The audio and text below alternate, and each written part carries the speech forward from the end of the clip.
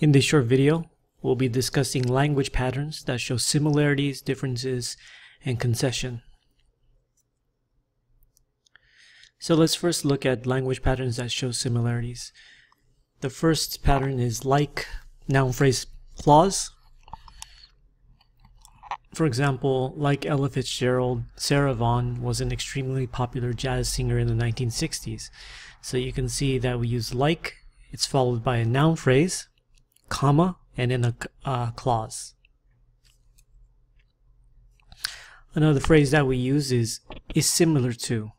We put a noun phrase in front, then use the phrase is similar to, and then a noun phrase afterwards. And this can occur in various points in a sentence. For example, Greta Van Fleet is similar to Led Zeppelin in many ways.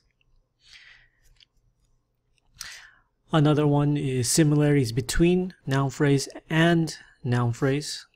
This again can occur in different spots in a sentence. There are many similarities between blues and early rock and roll music.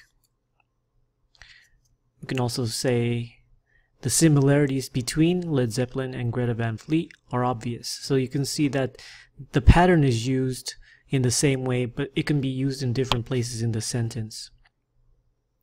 So let's take a look at some patterns that are used to show differences in concession. So the opposite of like is, of course, unlike. We have unlike noun phrase and then a clause. It follows the same rules as like.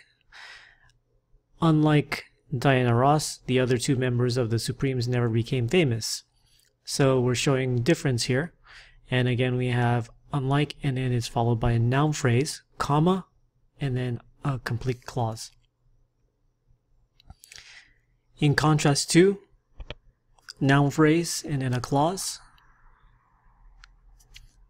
We have in contrast to other bands from their time, the Rolling Stones are still performing. So again, we have in contrast to, it's followed by a noun phrase. This is not a clause right here. This is a noun phrase. The clause comes after the noun phrase and the comma.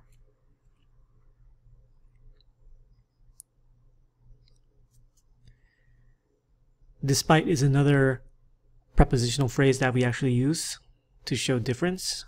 Despite his fame and fortune, Kurt Cobain was deeply unhappy.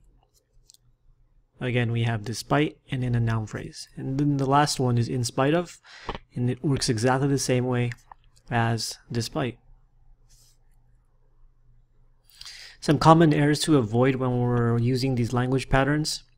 First thing is despite of. Despite of is not used, it's not correct. So we would not say despite of her injury. We would just say despite her injury. Another thing is like, unlike, in contrast to, despite, and in spite of. These are all prepositional phrases and cannot be followed by an independent clause or immediately by an independent clause. So for example, this is an incorrect form.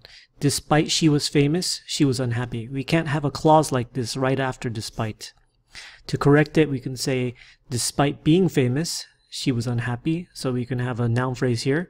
Or we can add despite the fact is a noun phrase, but we can attach a noun clause to the fact and say despite the fact that she was famous, and we get the same meaning. And that's just a little bit about some language patterns to show similarities, differences, and concession.